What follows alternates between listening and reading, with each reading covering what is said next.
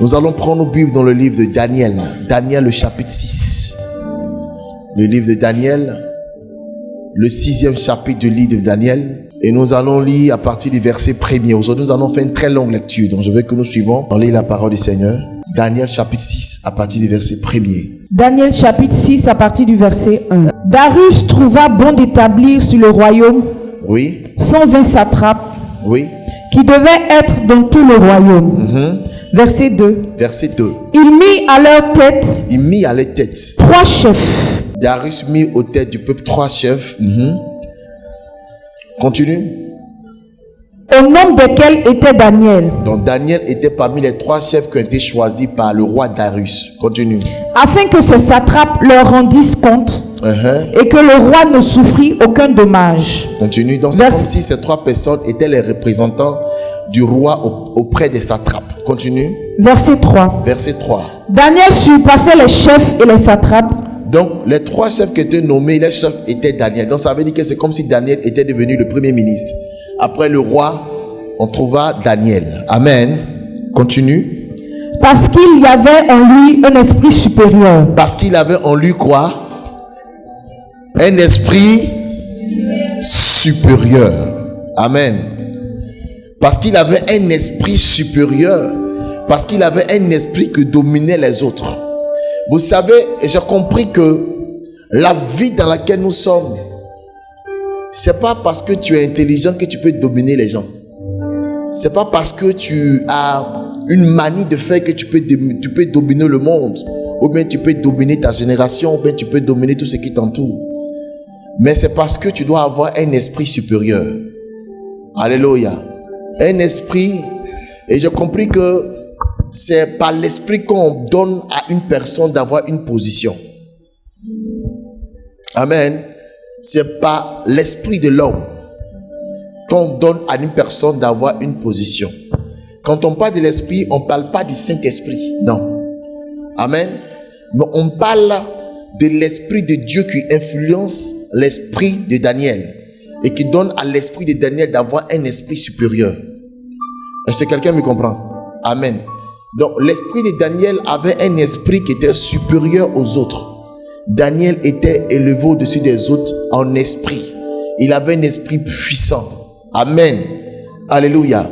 C'est pour cela que ce que je veux dire à quelqu'un, le monde dans lequel nous sommes aujourd'hui, c'est vrai, il faut aller à l'école.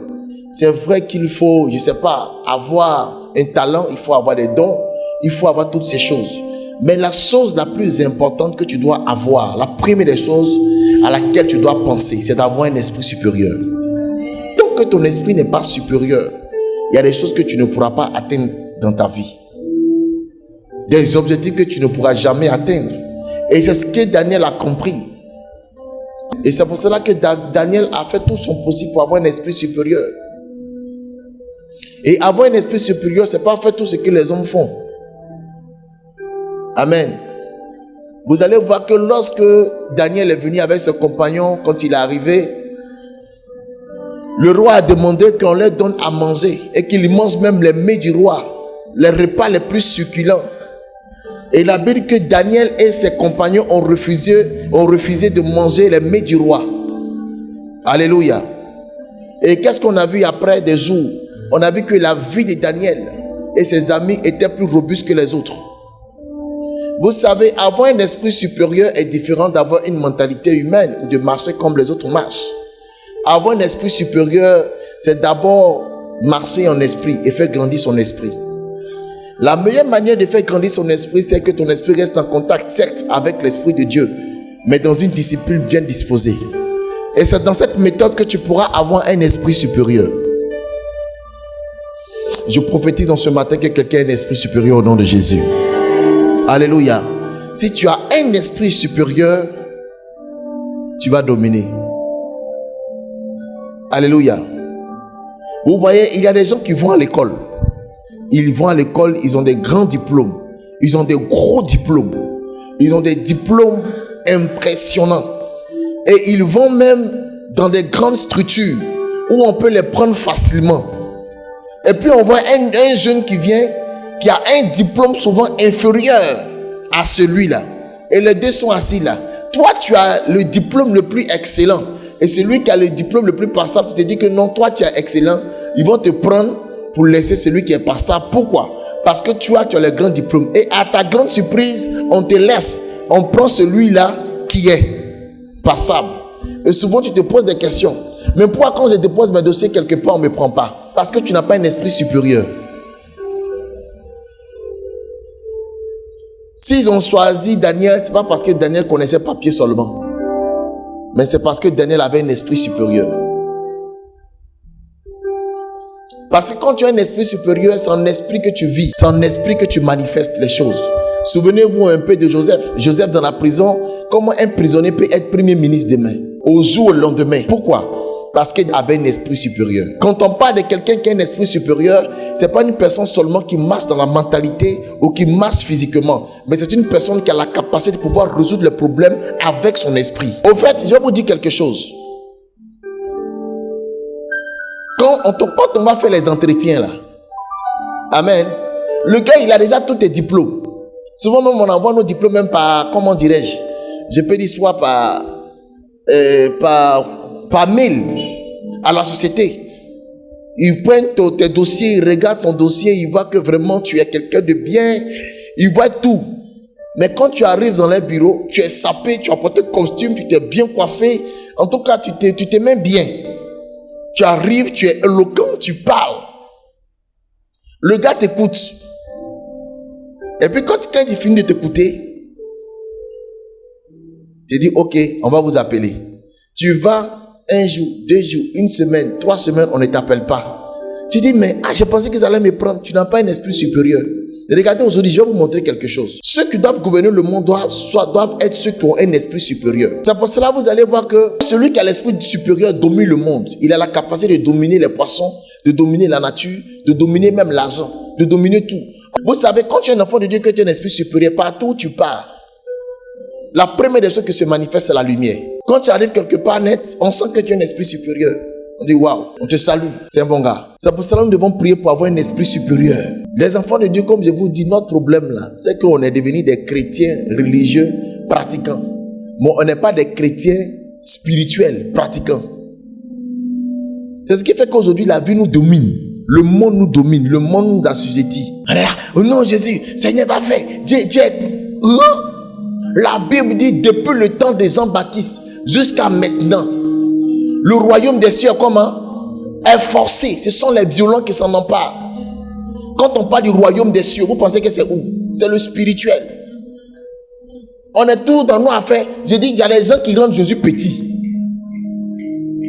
La valeur de Jésus dans ta vie détermine ce que tu es pour Jésus. C'est Jésus qui est grand, qui est puissant. Mais comment il est en toi? C'est la question que je veux que chacun se pose ce soir. Comment ton Jésus là, il est en toi? Parce que Dieu ne peut rien faire sur la terre sans passer par un homme aujourd'hui. Comment le Dieu là, il est en toi? Comment il est? Il est comment en toi? Il est grand. C'est lui qui est grand. Il est puissant. Il est toute la puissance. C'est lui. Mais en toi, il est comment? Donne-moi un bon amen. Lève la main droite avec moi. Dis Seigneur, donne-moi d'avoir un esprit supérieur. Alléluia. Il faut avoir un esprit supérieur. Quand tu as un esprit supérieur, la première des choses qui quitte ta vie, c'est la peur. Quand tu as un esprit supérieur, les choses se produisent d'une manière authentique. C'est pas parce que tu vas à l'église que tu as un esprit supérieur. Il faut arrêter de croire ça. Aujourd'hui, même dans l'église, Satan vient s'asseoir. Vous n'avez pas ça. Souvent même Satan vient, il est assis, il croise ses pieds, puis il fait culte. Toi. Il est toi-même. Quand le pasteur prêche, lui te dit, il dit amen avant toi. Je dis un enfant de Dieu, je disais un jeune ami, la Bible dit, Jésus a appelé, et Dieu a appelé tous ses enfants. Même Satan aussi est venu. Donc si Satan peut rentrer dans la maison de Dieu pour faire réunion, c'est pas à l'église pour pas venir s'asseoir. Donc faut arrêter de croire que dans l'église c'est toi qui es le plus. Hey, au nom de Jésus, moi dans ma maison là, Satan ne peut pas rentrer. Il faut avoir un esprit supérieur. Il y a une parole dans la Bible, moi, quand je lis, j'ai peur. La Bible dit, Satan transporta Jésus et le déposa au haut du temple. Donc arrête tes simagrées religieuses là. Et puis je vais vous dire quelque chose, arrêtez de vous mettre dans la religion des dominations. C'est pas parce que tu es dans une église où il y a l'esprit, ou bien tu es dans une église. Écoutez, la vie d'un chrétien n'est pas caractérisée par l'église dans laquelle il fréquente. Ta vie est dominée plutôt par ton intimité avec Dieu. Je disais à un ami, je dis, dis-moi dans quelle église il n'y a pas pareil. Quelle est la plus bonne église ou là-bas là? Il y en a partout. Mais ça dépend de ton intimité avec Dieu. Quelle est la dimension spirituelle dans laquelle tu te trouves? Aujourd'hui, nous qui sommes les enfants de Dieu, on ne comprend pas ça. Dites-moi, est-ce que Daniel était en Israël? Daniel était un esclave.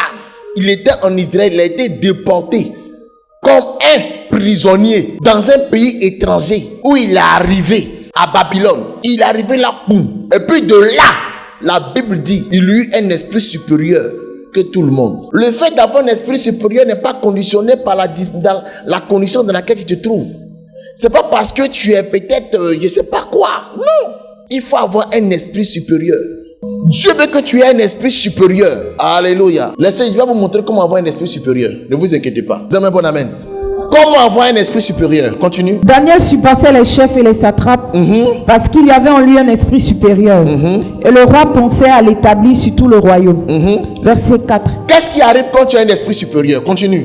Verset 4. Alors les chefs et les satrapes cherchèrent une occasion d'accuser Daniel en ce qui concernait les affaires du royaume. La première des choses, quand tu as un esprit supérieur, tu es toujours attaqué. Parce que Satan ne veut pas que tu aies un esprit supérieur pour dominer ce que lui veut faire. Donc quand tu as un esprit supérieur, c'est comme du miel ou bien du sucre. Tu attires les fourmis. Tu ne comprends pas, tu es dans quelque part et puis tout le monde est contre toi. Ah, tu as fait quoi? Soit maintenant quand tu es dans la chambre, tu te dis, mais c'est parce que tu as un esprit supérieur. Donc un très bon amen. Continue. Mais ils ne purent trouver aucune occasion. La deuxième des choses, c'est qu'il ne faut jamais donner une occasion au diable. Quand tu as un esprit supérieur, ta question il va te frapper. C'est pour ça que quand tu as un esprit supérieur, veille à tout ce qui est autour de toi, dans le spirituel, pour rester constant dans la mentalité et dans l'obéissance à Dieu. Donne-moi un bon amen. Continue. Ni aucune chose à reprendre, parce qu'il était fidèle, et qu'on n'apercevait chez lui ni faute, ni rien de mauvais. Lis le verset 5.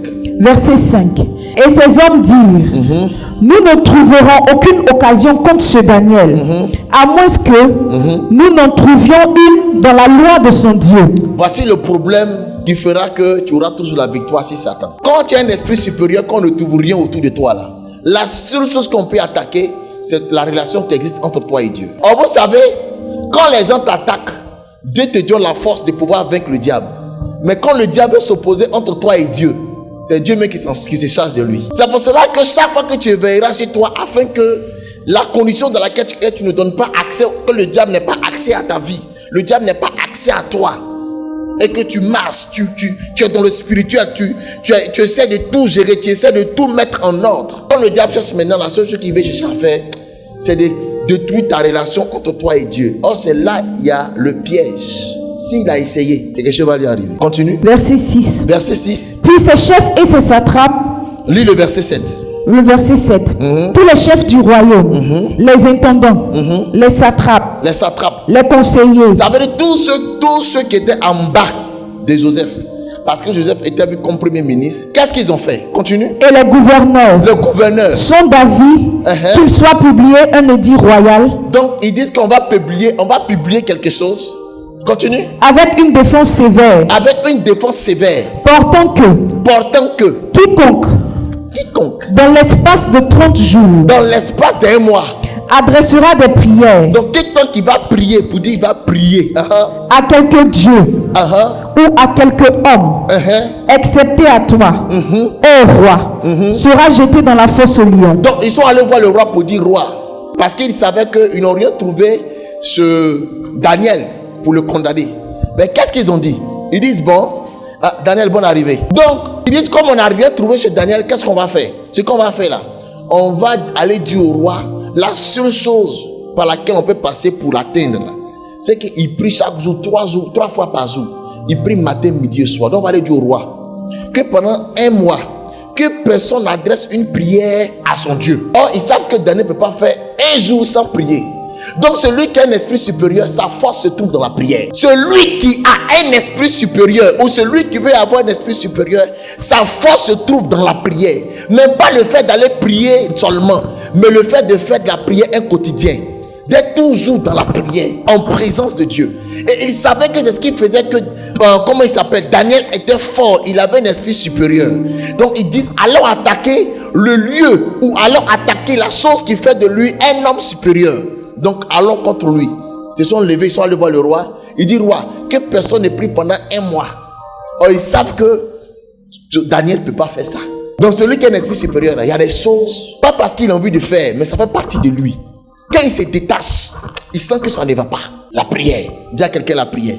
Continue. Verset 8. Maintenant, ô roi, confirme la défense et écris le décret. Ils disent au roi, confirme la défense et écris le décret. Afin qu'il soit irrévocable. Lis le verset 10 pour qu'on aille plus vite. Verset 10. Lorsque Daniel sut que le décret était écrit. Donc ils ont écrit un décret. Dis à quelqu'un décret. Ils ont pris un décret, le roi a écrit un décret en disant que pendant 30 jours, il ne faudrait pas que quelqu'un prie. Donc, on ne priait pas. Et on dit quoi? Elle continue. Et il se retira dans sa maison. Donc, lorsque Daniel a appris qu'il y avait un décret qui était écrit pour dire qu'on ne prie pas là, quand il s'est tombé dans son oreille là, ça veut dire, quand l'affaire là est tombée dans l'oreille, dis à quelqu'un oreille. Quand c'est tombé dans l'oreille de qui? De Daniel. Qu'est-ce que Daniel a fait?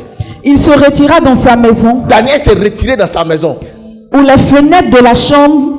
Où les fenêtres de la chambre supérieure étaient ouvertes. Donc, ça veut dire il n'a pas. Il n'a pas fermé pour qu'on puisse le voir. Oh my God.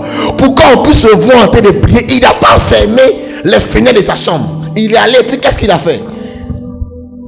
Dans la direction de Jérusalem. Dans la direction de Jérusalem. Ça fait 1. Continue. Et 3 fois le jour. Et 3 fois dans la journée. Il se mettait à genoux. Il se mettait à genoux dans la direction d'Israël. Il priait. Il priait. Et il louait son Dieu. Et il louait son Dieu. Comme il le faisait auparavant. La première des choses que je vais dire, quand le décret est sorti, qu'est-ce que Daniel a fait? Daniel allait prier. Pourquoi? Parce qu'en réalité, il savait que le décret qui était pris était contre sa vie. Donc il allait en prière pour aller signer un autre décret. Et j'ai compris que ceux qui ont la possibilité de signer des décrets dans le spirituel sont ceux qui sont des hommes qui ont un esprit supérieur. Quand tu veux prendre des décrets dans le spirituel, tu dois avoir un esprit supérieur. Ils sont venus dire à Daniel, Daniel, il paraît qu'ils ont écrit une loi en disant que voici le décret. Il dit, je ne fais rien avec votre décret. Ce décret-là sera abrogé. Donc qu'est-ce qu'il a fait? Il est rentré dans le spirituel. Il dit, c'est là-bas, moi je prends mes décrets. Écoutez, en réalité, ceux qui ont l'esprit supérieur sont ceux qui peuvent aller assister au conseil de Dieu. Je vous ai dit une fois que le véritable problème de Job, c'est qui a détruit la vie de Job, c'est qu'en réalité, quand Dieu a réuni tous ses enfants, amen, et toute la Bible dit Dieu réunit tous ses enfants, tout le monde était là, même Satan est venu. Mais vous savez quoi?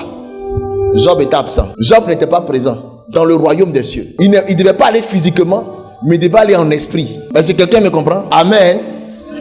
Il devait être là-bas en esprit. Mais Job n'était pas là-bas. Donc le décret a été pris derrière lui. Mais lorsqu'ils ont pris un décret, Daniel dit, il faudrait qu'il aille assister au conseil. Donc il était au conseil. Puis il était assis là. Il dit, bon, papa, il paraît que dans le pays dans lequel tu m'as amené pour qu'il soit premier ministre, ils ont pris un décret en disant qu'en réalité, que tous ceux qui doivent prier doivent être jetés à la fosse aux lions.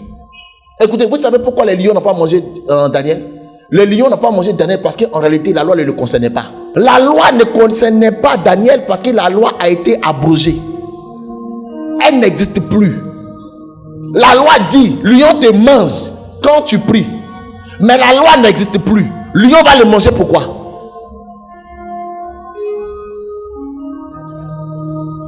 Quand il y a un problème, que tu as un esprit supérieur, ce n'est pas le temps de s'asseoir. C'est le temps de rentrer dans la prière. Parce que tu dois aller commencer à signer des décrets. Tu dois aller dans le spirituel, commencer à signer des décrets. Commencer à parler à Dieu. Commencer à déclarer des paroles qui doivent être écrites dans le spirituel. Et c'est ce que Daniel a fait. La deuxième des choses. La Bible dit que Daniel priait. Daniel avait les regards fixés vers Jérusalem. Qu'est-ce qu'il y a à Jérusalem? Pourquoi il n'avait pas les regards fixés vers le ciel ni la terre, mais vers Jérusalem? Parce qu'à Jérusalem se trouvait le temple de l'Éternel qui a été bâti. Et c'est là-bas qu'il regardait. J'ai compris qu'en réalité, il y a quelque chose qui n'avait pas trahi Daniel. Daniel était un Israélien. Sa capitale, c'est Jérusalem. Et il a été emmené en esclavage à Babylone, là où il était. Et de là, il est devenu un grand type. Ils ont changé son nom. Ils ont changé tout ce qu'il avait. Ils ont changé sa nature. physique, mais ils n'ont pas changé son identité spirituelle. Daniel se référait toujours à Jérusalem parce que Daniel, en réalité, il n'était pas... Vous savez quoi? Daniel n'était pas en Babylone. Pourquoi Daniel n'était pas là-bas? C'est Babylone, non, n'est-ce pas? Daniel n'était pas à Babylone, pourquoi? Il était là en chair, mais son esprit et son âme étaient à Jérusalem. Or, je me souviens que lorsque Salomon a prié, Salomon, quand il a fini de construire le temple, il a dit, Seigneur, que dans ce temple-là, que tout enfant d'Israël qui priera dans ce temple, Seigneur, que tu l'exauces. Lorsque le Seigneur, la nuée, est descendu dans le temple, après que Salomon ait consacré le temple, c'était la prière de Salomon. Et la Bible dit que Dieu a exaucé sa prière. Donc, en réalité, Daniel a su que là où il était, le seul lieu qui pouvait lui donner d'être exaucé était Jérusalem, où se trouvait le temple. Donc, il était là physiquement, mais son esprit a été transporté, amené dans le temple, dans le lieu très saint, où il est parti et il a commencé à prier. Donc la deuxième des choses, quand tu as un esprit supérieur, dans la prière, ton esprit se déplace. Dans la prière, tu es là physiquement, mais en esprit, tu ne dois plus être là. Tu dois être dans les hauteurs avec Dieu.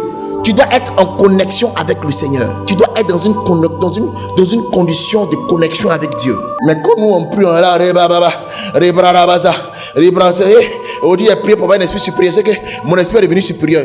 Ton esprit est devenu moins inférieur. La loi ne concernait pas Daniel, parce que Daniel ne faisait pas partie du peuple. Daniel venait d'ailleurs. Daniel était quelque part. Il avait un esprit supérieur. Daniel travaillait à Babylone. Il faisait tout ce qu'il fallait faire. Mais Daniel n'était pas là, il était toujours dans son pays. C'est pour ça que chaque jour, matin, midi et soir, il se référait à sa nation. C'est pour cela que puisqu'il n'était pas, il vivait à Babylone. Écoutez-moi très bien. Il vivait à Babylone, en physiquement, mais spirituellement, il n'était pas à Babylone. Donc toutes les lois qui devaient être prises au niveau de Babylone ne concernaient pas Daniel. Je veux dire à quelqu'un qu'en réalité, tu vis sur la terre, mais ton esprit est un esprit qui appartient à Dieu et qui vit dans le royaume des cieux. Quels que soient les décrets et les choses qui seront prises dans ce monde ne te concernera pas. Parce qu'en réalité, tu as un esprit supérieur. Quel que soit ce qui a été dit, quel que soit ce qui a été déclaré, quel que soit ce qui a été fait dans ta famille, tu es né dans une famille charnellement, mais dans le spirituel, tu es né par Dieu. La loi ne te concernant pas. Tu es né de nouveau. Tu es une nouvelle création, une nouvelle créature de Dieu. Tu appartiens à Dieu. Et tu es un royaume. Et c'est dans ce royaume que tu te situes. C'est dans ce royaume que tu es. Et c'est là-bas que tu es. C'est de là-bas que tu proviens. Même si tu es dans une chair, tu es dans un corps. Mais en réalité, tu viens d'un royaume. Un royaume. Et c'est de ce royaume que tu dépends. Quel que soit le décret qui a été pris dans le monde, décret de maladie, décret de sécheresse, quel que soit le décret, laisse-moi te dire ce soir, le décret ne te concerne pas en réalité, parce que tu appartiens au royaume des cieux, le royaume manifesté de Dieu sur terre. Alléluia. C'est de là que tu proviens. My God. C'est pour cela, quel que soit ce que l'on viendra te dire, l'affirmation que l'on viendra te donner, ne t'inquiète pas. Il y a une seule chose que tu dois savoir. Cela ne me concerne pas. Cela ne me concerne pas. Cela ne me regarde pas. Cela ne me dit rien. Parce que je ne viens pas de ce royaume. C'est pour ça que quand la chair est malade, de la même manière, la chair de Daniel était une chair convoitée, éprouvée par la situation, par les décrets physiques. Il est entré dans le spirituel pour aller prendre un autre décret. Décret contre décret. Qu'est-ce qu'on t'a dit? Qu'est-ce que les gens t'ont dit? Qu'est-ce que ta famille te dit? Quelle est l'alliance qui a été signée? Qu'est-ce qui a été fait contre ta vie? Laisse-moi te dire, ce n'est que des choses terrestres, mais tu viens d'un royaume qui a aussi des décrets. La Bible dit, lorsqu'ils ont jeté Daniel dans la prison, la fosse aux lions, les lions ont regardé Daniel. Daniel a regardé les lions. Lorsque le roi Darius est venu le matin, la Bible dit, il appelait Daniel d'une voix triste, parce qu'il se disait sûrement que les lions ont mangé son premier ministre. La Bible dit, il appelait Daniel, il a dit, Daniel. Et la Bible que Daniel répondit avec une voix forte, oui mon roi, vis éternellement. Il dit, qu'est-ce qui s'est passé? Pourquoi tu n'es pas mort? Il dit, mon Dieu que je prie, l'Éternel que je prie, a fermé la bouche des lions. Ils n'ont pas pu me manger. Parce qu'il y a un décret qui a été pris dans le spirituel en interdisant aux lions de me manger. Voici pourquoi je n'ai pas été mangé en ce soir. Et la Bible dit que le roi dit, faites sortir Daniel. Et ceux qui se sont levés contre Daniel, jetez-les dans la fosse des lions, afin que les lions les mangent. Parce que le décret a changé. Parce que le décret a changé. L'on a écrit un décret sur terre qui concernait Daniel. Mais quand Daniel est parti au conseil, il y a un autre décret qui a été pris contre ceux qui se sont levés contre lui. Alors, le lion va manger qui? Quand ils ont mis Daniel dans la fosse au lion, les lions se sont dit, c'est pas lui qu'on attend. Il y a des gens qu'on doit manger, mais c'est pas lui. La troisième des choses, quand ils ont vu Daniel en lion. Parce que Daniel venait de la tribu de Juda, la tribu des lions. Il dit, voici notre collègue. Il est avec nous. Il regarde Daniel. Il ne voit pas un homme. Il voit un lion. En réalité, l'image de Daniel dans le spirituel avait une image de lion.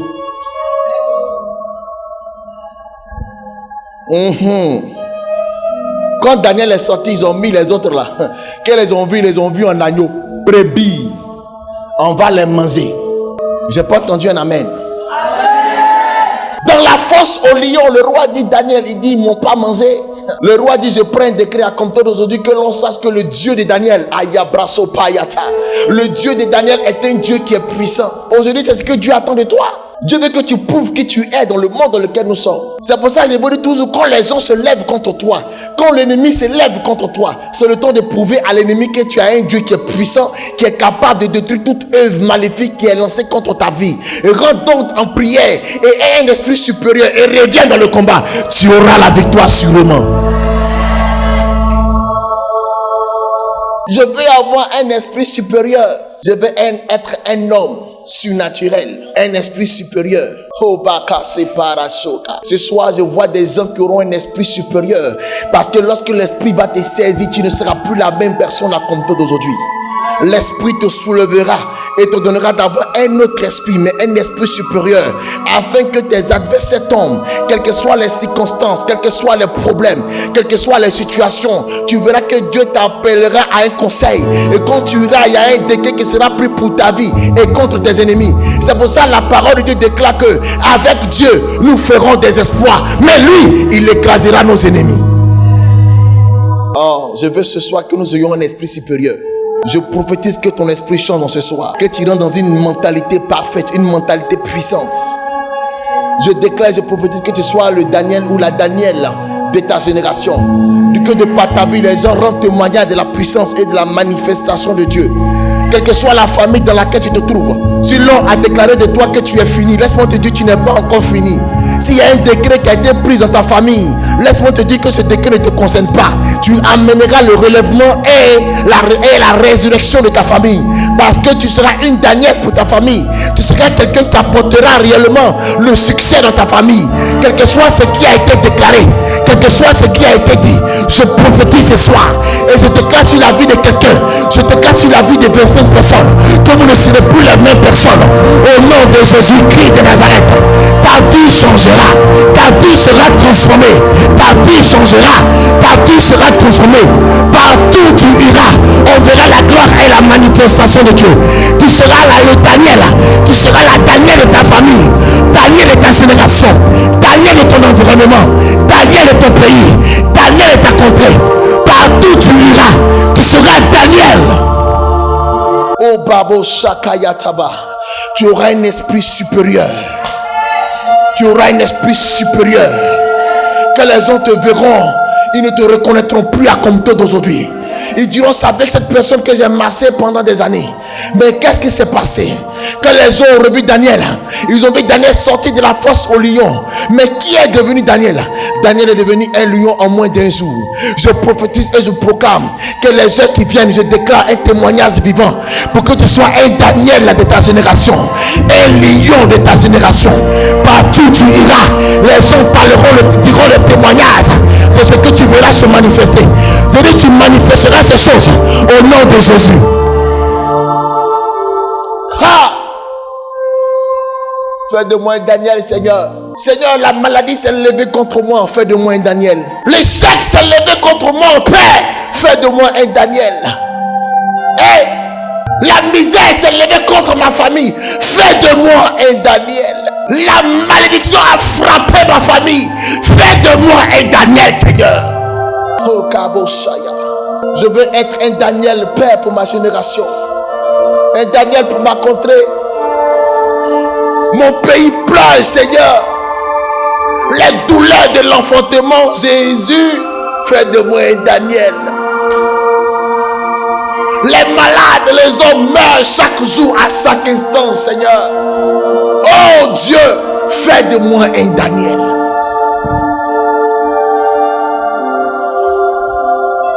Kibo Sakaya Telebo Siparariade.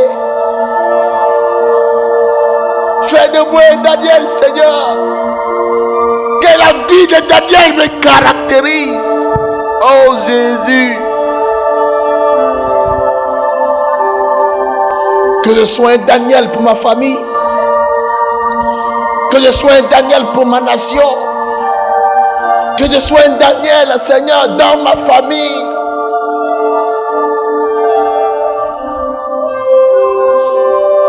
Mon père est mort pauvre. Ma mère est morte pauvre. Mais je ne mourrai pas pauvre. Parce que je suis le Daniel de ma famille.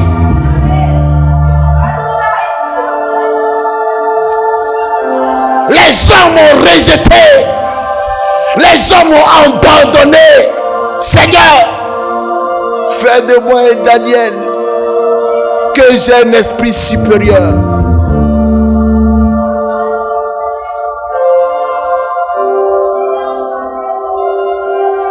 Fais de moi un Daniel. Daniel.